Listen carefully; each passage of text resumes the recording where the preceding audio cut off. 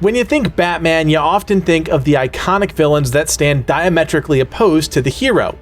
Well, Batman's dead, but the villains are very much alive, and by the looks of things, they've brought some backup. Hey there friends, it's Codiak here, welcome back to Legacy Gaming. Today, we're diving into Gotham Knights, taking a look at one of the first enemy factions truly revealed in the game, and talking a bit about bringing one of the comic's most legendary bad guys to life within the game.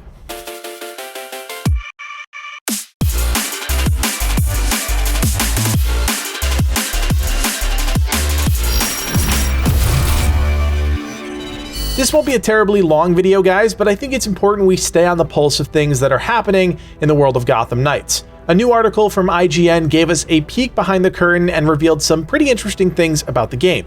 First, let's start with Mr. Freeze. This is actually a villain we saw way back when during the 2020 gameplay showcase. Honestly, it feels like a lifetime ago because between then and now, it was pretty much radio silence from the WB Montreal team. What's cool about their approach to Mr. Freeze is that it's a fresh take on a villain incredibly well known within the universe, so the team wanted to get it right while still putting their own unique twist on the iconic baddie.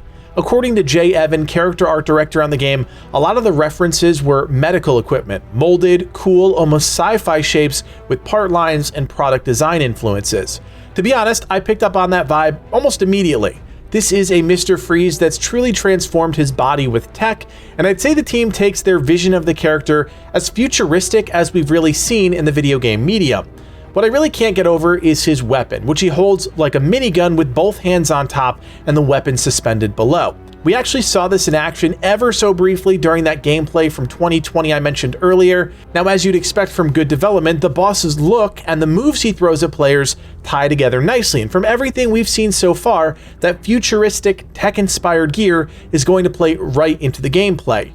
One note from the IGN interview I thought was really interesting was that the team called attention to Mr. Freeze's optional villain arc. Unfortunately, they didn't go into more details about this, which is a bummer because now I'm left with more questions than answers.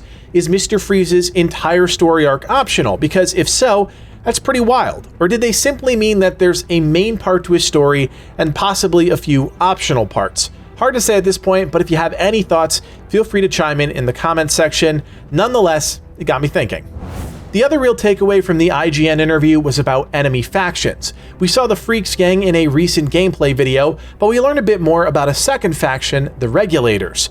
This is a group that, much like Freeze himself, augments their body with technology to varying degrees. As far as how that ties into gameplay, well, the team revealed different variations for each of the enemies within the faction, ranging from base all the way up to veteran, champion, and then named champion. It's important to remember that enemies will scale with your progression within the game.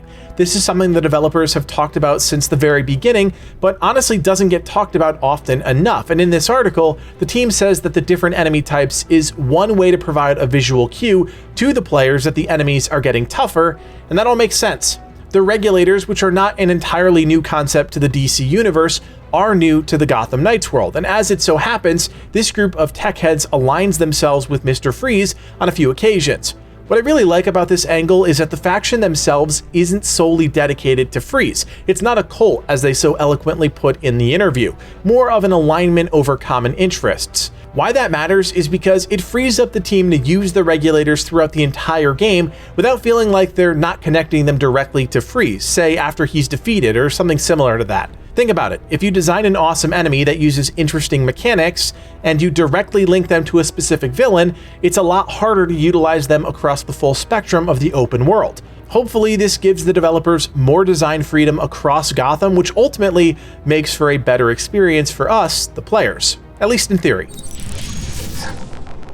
Honestly, if you guys are interested in more of the design principles behind the development of the game, specifically from the art perspective, I'd give the IGN article a read. I'll drop that in the description. It's cool. You get to hear how the artist used VR to help them see enemies and objects in 3D space to help them design, and there's just some cool aspects of the development process that some folks might be interested in. Whether or not you decide to play Gotham Knights, you better believe that Livid and I will be checking out the game on day one, as well as a number of other big titles coming out in the latter half of 2022. So if you want to stay up to date with everything going on in the world of gaming, do me a solid, hit that thumbs up and subscribe.